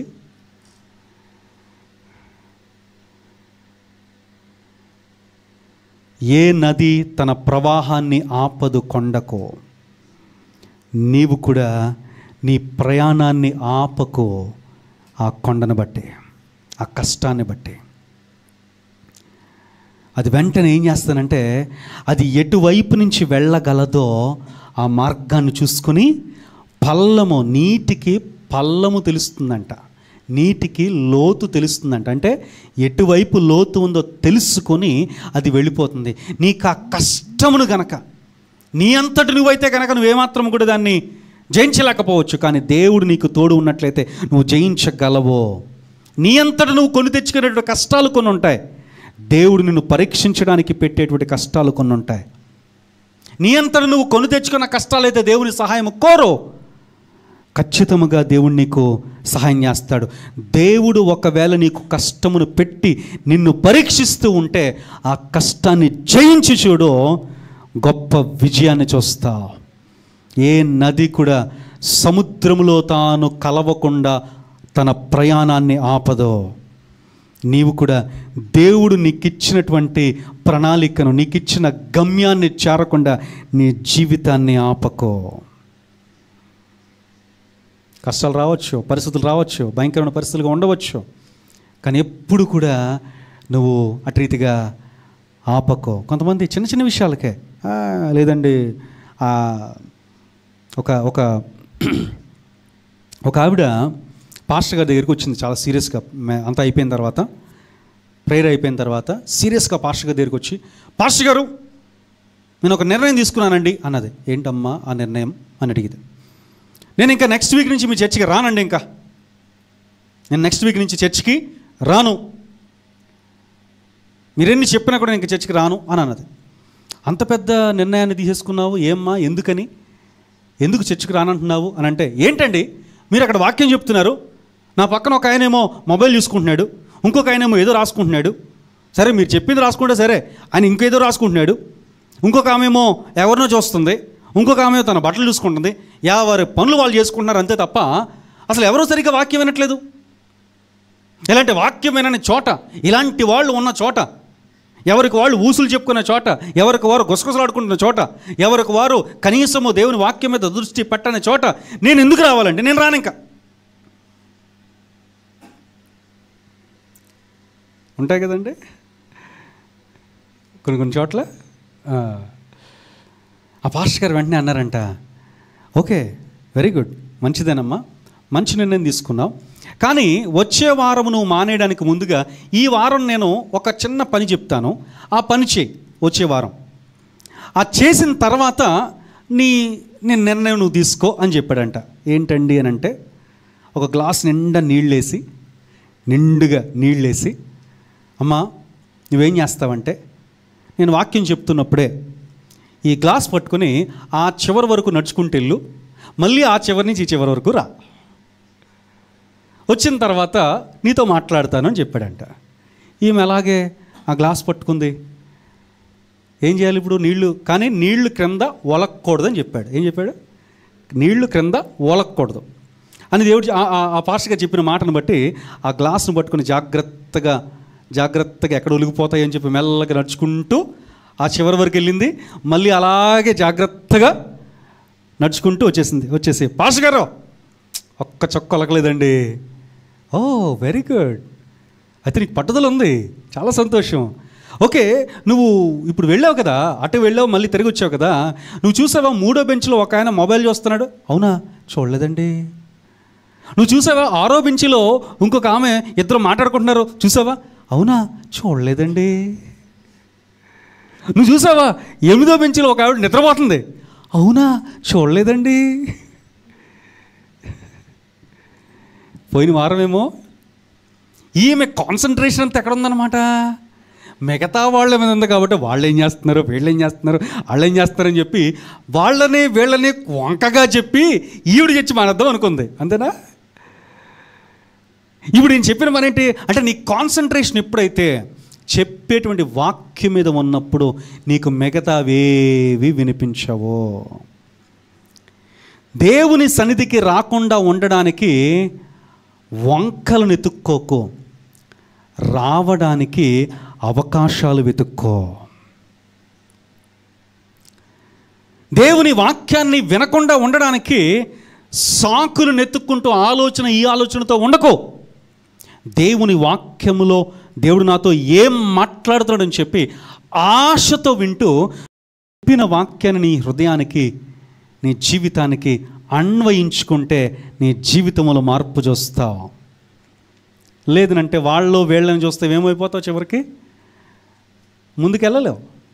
ఎప్పుడైతే ఆమె ఆ నీళ్లను మాత్రమే, తన కాన్సన్ట్రేషన్ అంతా నీళ్ల మీదే ఉందో, ఆ నీళ్ళు వలకలేదు, తన గమ్యానికి ఆమె చేరగలిగింది. మరి నీ పరిస్థితి ఎలా ఉంది? నీ గమ్యానికి నువ్వు చేరాలంటే కేవలం చర్చ్ గురించి మాత్రమే ఈ మాటలు చెప్పట్లేదు. చర్చిలో ఖచ్చితంగా నువ్వు వాళ్ళని వీళ్ళని చూసి నువ్వు చర్చిలు మానేస్తాను, అక్కడికి వెళ్ళను ఇక్కడికి వెళ్ళను, వాళ్ళ లాంటి వాళ్ళు వీళ్ళ లాంటి వాళ్ళు అని చెప్పి మనుషులు చూసినంతకాలం ఆ పాస్టర్ లాంటి వాడు ఈ పాస్టర్ ఎందుకయ్యా, లేకపోతే వాళ్ళ లాంటి వాళ్ళు వీళ్ళంటారు అని చెప్పి మనుష్యులను చూసి మనము ఏ మాత్రము కూడా నీ విశ్వాసములో నీవు కృంగిపోకూడదు. కేవలము నీ జీవితంలో ఉన్నత స్థితికి వెళ్ళాలంటే దేవుడు నీకంటూ ఒక తలాంత్ ఇచ్చాడు, నీకంటూ ఒక గమ్యాన్ని ఇచ్చాడు, నీకంటూ దేవుడు ఒక గురిని ఇచ్చాడు. ఆ గురిని తెలుసుకొని నువ్వు ముందుకు సాగాలి. ప్రతి ఒక్కరికి కూడా 3 రకాలైనటువంటి గురులు ఉండాలి. 3 రకాలైనటువంటి గురులు ప్రతి ఒక్కరికి ఉండాలి. మొదటి గురి జీవితంలో ఒక మంచి ఉన్నతమైన స్థాయికి, అది సమాజపరమైనటువంటి గురి. సమాజంలో ఒక మంచి స్థాయి, ఒక మంచి పేరు ప్రఖ్యాతులు, ఒక మంచి వ్యక్తిగా పేరు తెచ్చుకోవడం. ఒక మంచి వ్యక్తిగా నీవు ఎప్పుడైతే పేరు తెచ్చుకుంటావో అది ఎంతో దీవెనకరమో, ఎంతో ఆశీర్వాదకరమో. మన మధ్య గత వారంలో అనుకుంటా రాజమండ్రి దగ్గర కాతేరు అనేటువంటి ఒక గ్రామంలో సిఆర్గా పనిచేసేటువంటి ఒక సిఆర్ గారు మరణించారు. నిజంగా మనకు తెలిసినటువంటి వాళ్ళలోనే ఒకరు ఆ వీడియోస్ అది పంపించినప్పుడు, ఆ స్టేటస్లో చూసినప్పుడు వాళ్ళ గురించి చెప్పినప్పుడు నాకు చాలా సంతోషం అనిపించింది. ఆయన ఇంకా 60 సంవత్సరాలు ఇప్పుడే వస్తాయనుకుంటే ఆయన మరణించారు. ఆ గ్రామంలో ఆ సంఘానికి ఆయన వెళ్ళేసరికి ఆ గ్రామంలో చాలా భయంకరమైన పరిస్థితులు అంట. ఏ ఒక్కరు కూడా ఒకరినొకరు సామరస్యం కలిగి ప్రేమతో ఉండేటువంటి వారు కాదు. అవసరమైతే చంపేసుకునేంత కోపాలు, భయంకరమైన పరిస్థితులు. కుర్రోళ్ళందరూ కూడా గోడల మీద తిరిగేటువంటి పరిస్థితులు, చర్చ్ జరుగుతుంటే చర్చ్ గోడల మీద కూర్చొని జోకులు వేసుకునేటువంటి పరిస్థితులు. అలాంటి పరిస్థితుల్లో ఉంటూ ఉండగా, సంఘంలో ఐక్యత లేని పరిస్థితులు ఉంటూ ఉండగా ఈ సిఆర్ గారు అక్కడికి వెళ్ళారంట. అక్కడికి వెళ్ళినప్పటి నుంచి ఆయన చేసిన చక్కటి త్యాగపూరితమైన పరిచర్య, దాదాపు ఒక 20 సంవత్సరాలు ఎంతో చేశారనుకుంటా బహుశా. ఆ 20 సంవత్సరాలు చేసేసరికి ఇప్పుడు ఆ సంఘమంతా ఎంతో అద్భుత రీతిగా కట్టబడింది. అందులో ఉన్నటువంటి యవనస్తులు మంచి మంచి ఉన్నతమైన స్థాయిలోనికి వెళ్ళారు. సంఘములో మంచి ఐక్యత వచ్చింది, అందరిలో కూడా ఒక ప్రేమ వచ్చిందంట. ఇప్పుడు ఆయన మరణించిన తర్వాత వాళ్ళ కొడుకులు ఎక్కడో అమెరికాలో ఎక్కడో ఉన్నారు, వాళ్ళందరూ కూడా వచ్చారు. ఆ సంఘము చెప్పిన మాట ఏంటంటే, అయ్యా ఈయనకు అయ్యేటువంటి ప్రతి ఖర్చు, ఆయన బరియలకు కావచ్చు, భోజనాలకు కావచ్చు, ఎవ్రీథింగ్ మా సంఘం మేమే పెట్టుకుంటాం, ₹1 మీ ఇంట్లో నుంచి తీయద్దు అని చెప్పి నేను ఆ వీడియో చూసా. అసలు వాళ్ళ ఇంటి దగ్గర నుంచి రోడ్డు మీద గ్రీన్ తివాచి వేసి దాని మీద మొత్తం ఎల్లో కలర్ బంతిపూలను మొత్తం అంతా కూడా చల్లారు రోడ్డు మీద మొత్తం. ఎక్కడి నుంచి? ఈ ఇంటి దగ్గర నుంచి ఆ వీధి చివరి వరకు. ఆ తర్వాత చర్చ్లోకి ఆయన తీసుకొచ్చేటప్పుడు ఆ చర్చ్ ఆవతల నుంచి చివరి వరకు మరలా రెడ్ కార్పెట్ వేసి రెడ్ రోజా పువ్వులను చల్లారు.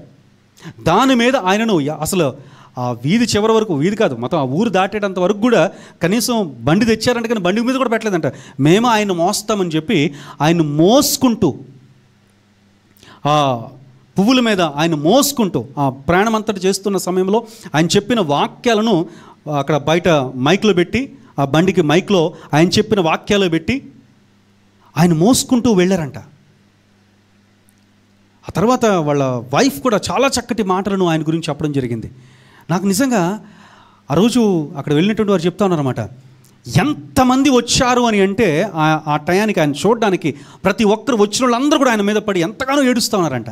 అరే ఈయన నాకు ఈమెయిల్ చేశాడు, నాకు ఈమెయిల్ చేశాడు, నాకు ఈమెయిల్ చేశాడు, నాకు కస్టమర్ వచ్చాడు, నాకు కస్టమర్ వచ్చాడు అని చెప్పి అందరూ కూడా ఆయన మీదకి వచ్చి ఎంతగానో ఏడ్చి ఏడ్చి ఏడ్చి ఏడ్చి చెప్తా ఉన్నారంట. అసలు నిజంగా అంటే ఒక ప్రక్క ఆయన మరణించారని చెప్పి ఎంత బాధ అనిపించిందో, అంత మంచి పేరు తెచ్చుకున్నాడని చెప్పి మాత్రం ఎంతో సంతోషం అనిపించింది. హల్లెలూయా. ఒక చెరగనటువంటి ముద్రను ఒక వ్యక్తి వేయగలిగాడనంటే అది సామాన్యమైన విషయం కాదు, ఏమాత్రం కూడా సామాన్య విషయం కాదు. నీ జీవితంలో సమాజంలో నీకంటూ ఒక గురి ఉండాలి. నువ్వేమైనా చేయగలుగుతున్నావా? సమాజానికి, సమాజము కొరకు నువ్వేమైనా చేయగలుగుతున్నావా? Are you able to do something for this society? దేవుడు చెప్పిన మాట, ఎస్, సమాజాన్ని నువ్వు ప్రేమించాలి, సమాజము కొరకు నువ్వు కొంత చేయాలి. ఒక వ్యక్తి అదే రీతిగా కొర్నేలు అనేటువంటి వ్యక్తి ఇశ్రాయేలు సమాజాన్ని ప్రేమించి అతను దేవుని మందిరాన్ని కట్టించాడంట. సమాజమును ప్రేమించి సమాజ మందిరాన్ని కట్టించాడు. సమాజంలో నువ్వు ఎంతవరకు నువ్వేమన్నా చేయగలిగితే కనుక ఒక మంచి గురితో, ఒక మంచి పేరు తెచ్చుకోవాలి అనేటువంటి గురితో నువ్వు ఖచ్చితంగా జీవించాలి. సమాజంలో మంచి పేరు అనేటువంటిది ఒక గురి. దాని కొరకు నువ్వేమి కాంట్రిబ్యూట్ చేస్తున్నావు? What are you doing? Are you able to do something for your society? నాకు ఎందుకులే, మనం అసలు పట్టించుకోము, ఇంకా ఏం పట్టించుకోం, ఏం జరుగుతుందో పట్టించుకోం. నాకు ఎందుకంటే పక్క నుంచి వెళ్ళిపోవడం కాదండి. ఖచ్చితంగా సమాజం కొరకు మనం కొంత అలాగని చెప్పి పెద్ద దాంట్లో వెళ్ళిపోయి తలదూర్చేద్దు. కొంతమంది ఉంటారు ఇంకా తల చూసేస్తారు. ఒక ఆవిడ అలాగే ఫోన్ చేసింది, అంటే మా అబ్బాయి ప్రతి దాంట్లో తలదూర్చేస్తాడండి, చివరికి మా ఇంటికి పెద్ద గొడవలు తెచ్చుకొస్తాడండి.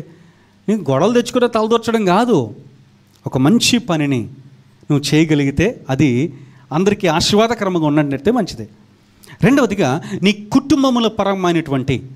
కుటుంబ పరమైనటువంటి ఒక గురిని నువ్వు కలిగి ఉండాలి. నీ కుటుంబము నువ్వు పుట్టినప్పుడు ఏ స్థితిలో ఉన్నావో చనిపోయేటప్పటికి అదే స్థితిలో ఉండకూడదు. You might be poor, it is not wrong to be born as a poor, but it is blunder to die as poor అంటాడు ఒక వ్యక్తి. నువ్వు పుట్టడము ఒకవేళ పేదవాడిగా పుట్టడం నీ తప్పు కాదు, అదేమాత్రం తప్పు కాదు. నువ్వు చనిపోయేటప్పుడు కూడా పేదవాడిగా చనిపోయావంటే మాత్రం అది ఖచ్చితంగా నీ తప్పే. పేదవాడు అంటే డబ్బులు అంటే మొత్తం అందరినీ పొడి చేసి ఆన్ చేసి ఇల్లు చేసి దోచుకొని సంపాదించేది కాదు.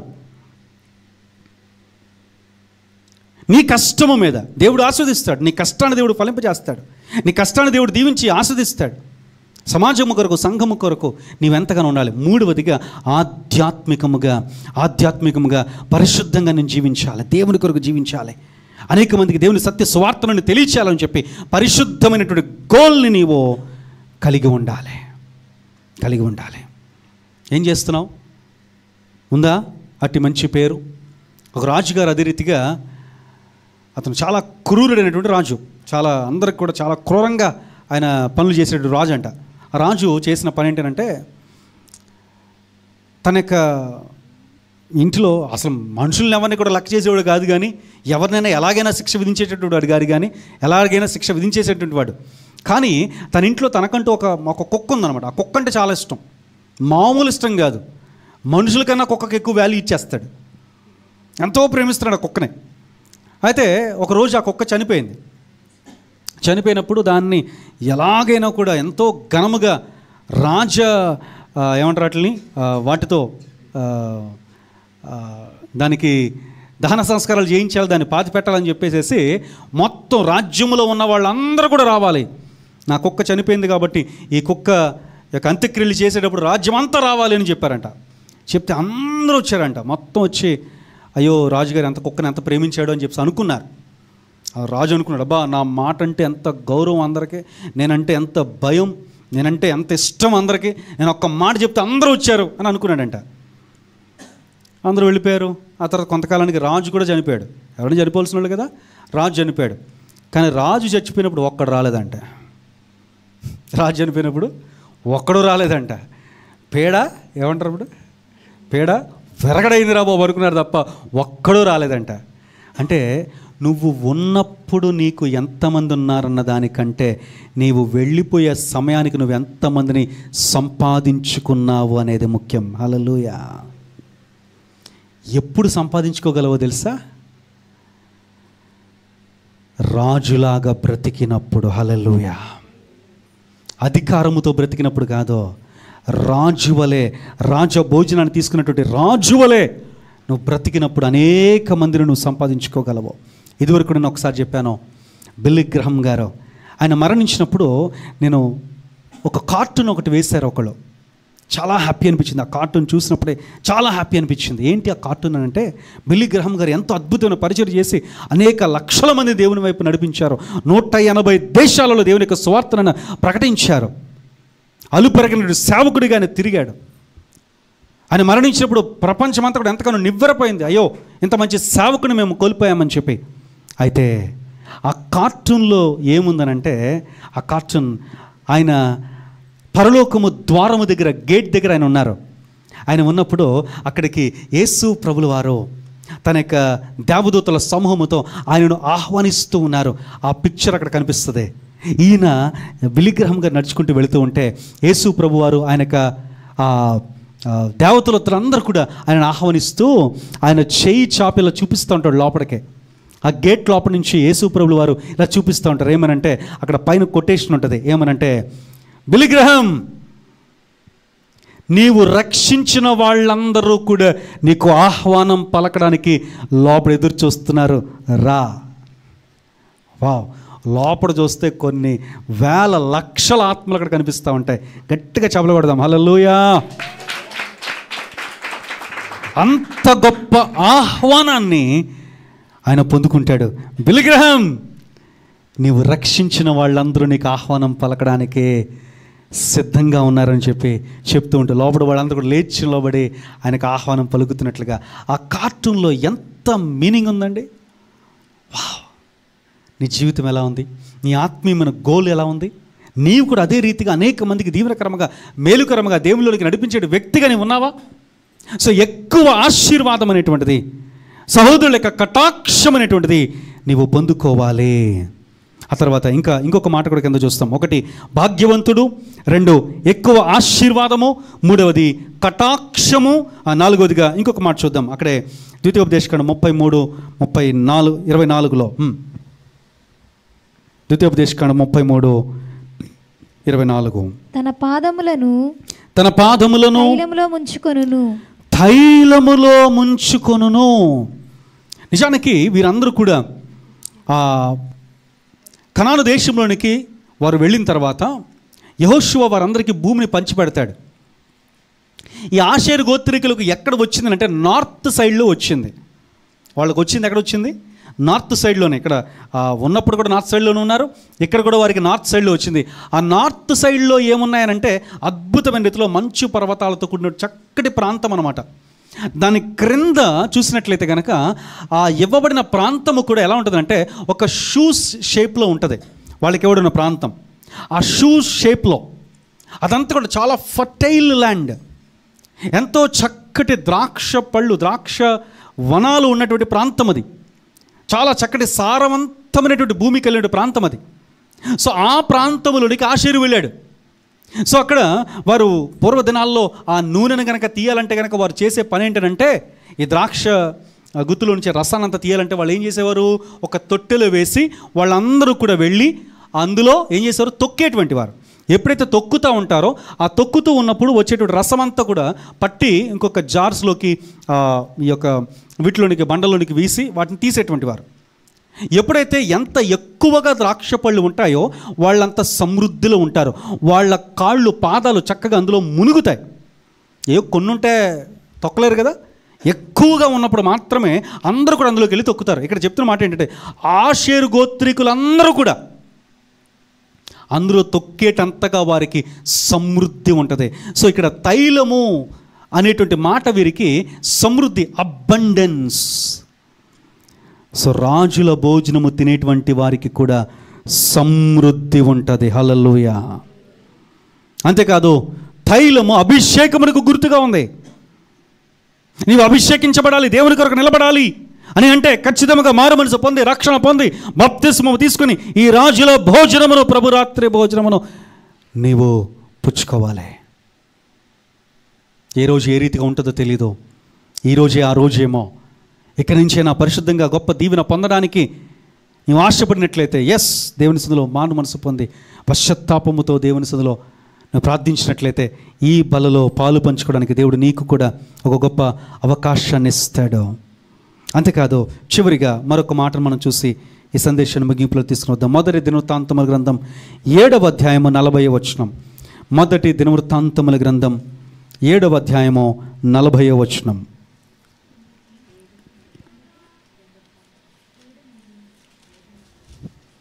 First Chronicles 7th chapter 40th verse. త్వరగా.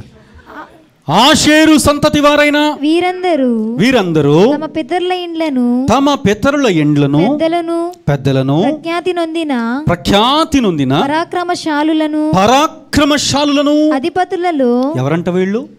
ప్రఖ్యాతి నొందినటువంటి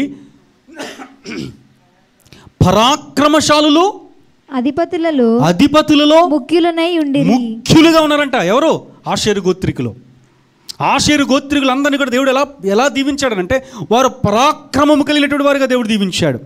ఎస్, నువ్వు ఎప్పుడైతే ఈ రాజ భోజనాన్ని తీసుకుంటా ఉంటావో, దేవుని యొక్క శక్తి చేత నీవు నింపబడతావు, నీవు కూడా పరాక్రమము నొందినటువంటి వ్యక్తిగా నీవు తయారవుతావు.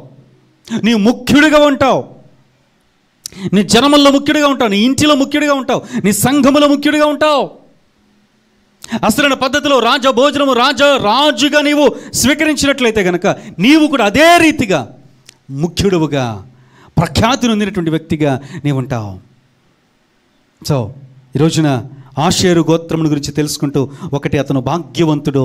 ఈ రోజున నీవు కూడా ఈ రాజ భోజనాన్ని తీసుకుంటూ ఉన్నావనంటే నీవు కూడా చెప్పడం, మొదటిగా భాగ్యవంతులము, రెండవదిగా ఎక్కువ ఆశీర్వాదము, మూడవదిగా కటాక్షము పొందినటువంటి వాడువగా ఉంటావు, నాలుగవదిగా తైలమానగా అబండెన్స్, సమృద్ధి మరియు అభిషేకము, చివరిగా ఖ్యాతి నొందిన పరాక్రమశాలులుగా నీవుంటావు. ఈ రోజున ఈ బల్ల నీకు నాకు ఇవ్వడం కోసం అని చెప్పి ఏ రీతిగా ఆయన ఎంతో ఉన్నతమైన రీతిలో ఆయన సిలువలో మరణించారు, ఇది నీవు జ్ఞాపకము చేసుకుంటే. ఎందుకనే చివరిలో మనం ఒక మాట చూద్దాం. మొదటి కొరింథీయులకు రాసిన పత్రిక 11వ అధ్యాయము, మొదటి కొరింథీయులకు రాసిన పత్రిక 11వ అధ్యాయములో రాయబడిన మాట,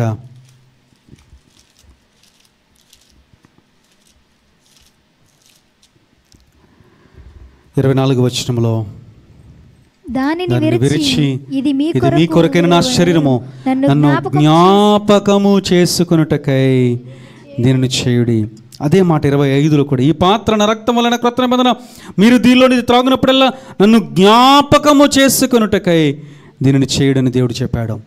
ఈ రోజున యేసు ప్రభును జ్ఞాపకం చేసుకుంటూ, ఆయన యొక్క సిలువ శ్రమను జ్ఞాపకం చేసుకుంటూ, ఆయన ఇచ్చిన దీవెనను జ్ఞాపకం చేసుకుంటూ, ఆయన యొక్క ఆశీర్వాదమును జ్ఞాపకం చేసుకుంటూ, ఆయన ఇచ్చినట్టు అబండెన్స్ సమృద్ధిని నువ్వు జ్ఞాపకం చేసుకుంటూ ఈ బలలో పాలు పంచుకోవడానికి నువ్వు సిద్ధపడాలి. ఒకవేళ అదే మొదటి కొరింథీ 11వ అధ్యాయం 28వ వచనంలో ఒక మాట ఉంది, కాబట్టి ప్రతి మనుష్యుడు తను తాను పరీక్షించుకొనవలెను, అలాగూ చేసి ఆ రొట్టెను తిని ఆ పాత్రలోనిది త్రాగాలి. నువ్వు ఈ రోజున జ్ఞాపకం చేసుకో, నువ్వు రాజుగా జీవిస్తూ ఉన్నావా? రాజుకు ఉండవలసిన లక్షణాలు నీకు కూడా ఉన్నాయా? రాజు వలె నీ జీవితం ఉన్నదా? రాజ భోజనమును తీసుకోవడానికి నీవు రాజుగా సిద్ధపడుతున్నావా? అలక్ష్యముగా నీవు ఇందులో చేయి వేయడానికి లేదో. ఒకవేళ ఈ సమయంలో దేని విషయంలోనైనా దేవునికి దూరంగా ఉన్నట్లయితే ఇదే సమయంలో దేవుని సన్నిధిలో నీవు అడగాలి, దేవా నన్ను క్షమించయ్యా. ఒకవేళ నీవు ఇంకా మారు మనసు పొందకుండా ఉన్నట్లయితే దేవుడి దినాన్ని నీకు ఒక అవకాశం ఇస్తూ ఉన్నాడు. ఇప్పటికైనా నువ్వు మారు మనసు పొంది బాప్తిస్మమును తీసుకొని ఈ బలలో పాలు పంచుకోవడానికి దేవుడు ఒక అవకాశం ఇస్తూ ఉన్నాడు. నేడే రక్షణ దినము. రేపు తీసుకుంటాను, పెళ్ళైన తర్వాత తీసుకుంటాను, ఉద్యోగం వచ్చిన తర్వాత తీసుకుంటాను, పిల్లలు పుట్టిన తర్వాత తీసుకుంటాను అని చెప్పి సాకులు వెతుక్కుంటూ, వంకలు వెతుక్కుంటూ, రోజుల గురించి వాళ్ళు ఒప్పుకోవట్లేదు వీళ్ళు ఒప్పుకోవట్లేదు అని చెప్పి వాళ్ళ గురించి వీళ్ళ గురించి నువ్వేమాత్రం కూడా ఆలోచించవద్దు. నీ ఆత్మకు నీవే బాధ్యుడవు, నీ ఆత్మకు నీవే బాధ్యురాలవు. నేడే రక్షణ దినము అని చెప్పి దేవుడు చెప్పిన రీతిగా ఈరోజే రక్షణ దినము. దేవుని సన్నిధానంలో మోకరించి ప్రార్థన చేస్తావా?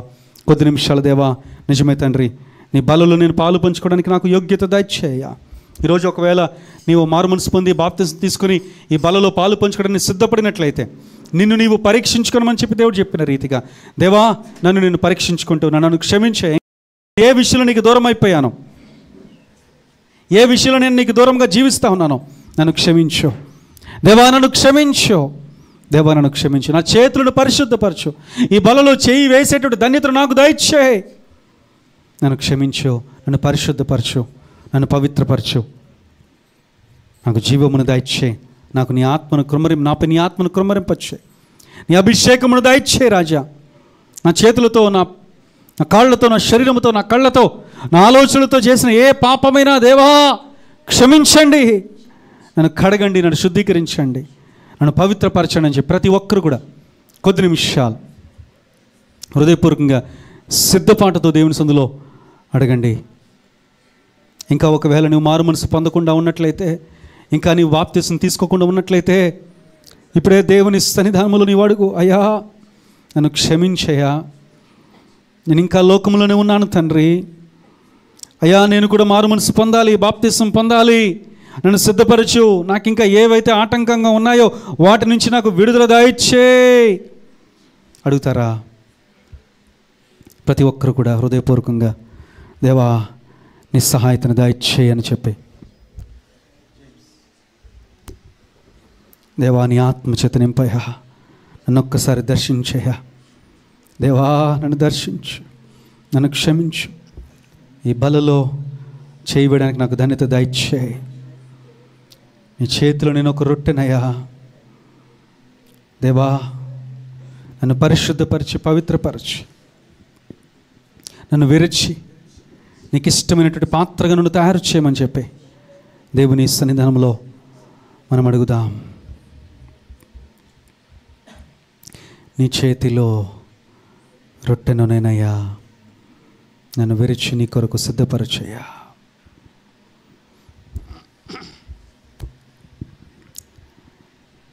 హృదయపూర్వకంగా నీ చేతిలో రొట్టెను నేనయ్యా, వీరువు యేసయ్యా. నీ చేతిలో రొట్టెను నేనయ్యా, వీరువు యేసయ్యా, వీరువు యేసయ్యా. ఆశీర్వదించు యేసయ్యా, వీరువు యేసయ్యా. ఆశీర్వదించు యేసయ్యా. నీ చేతిలో రొట్టెను నేనయ్యా, వీరువు యేసయ్యా. యేసయ్యా, ఎంతమంది అయితే ఈ దినాన్ని యేసు నన్ను విరువు, నన్ను పరిశుద్ధపరచు, నన్ను పవిత్రపరచు అని చెప్పి నీ సన్నిధిలో ఎవరెవరైతే అడుగుతూ ఉన్నారో, అద్భుత రీతిగా ప్రతి బిడ్డను కూడా మీరు ఎవరిచి నీకు ఇష్టమైన బిడ్డలుగా నీవు తయారు చేసి నీ అభిషేకము చేత మీరు నింపి నీ సన్నిధిలో ఇదిగో లైవ్లో చూస్తున్నట్టు బిడ్డలు కూడా ఎవరైతే తండ్రి నీ వైపు చూస్తున్నారో ప్రతి ఒక్కరిని కూడా మీరు ఆశీర్వదించమని ప్రార్థన చేస్తున్నాను.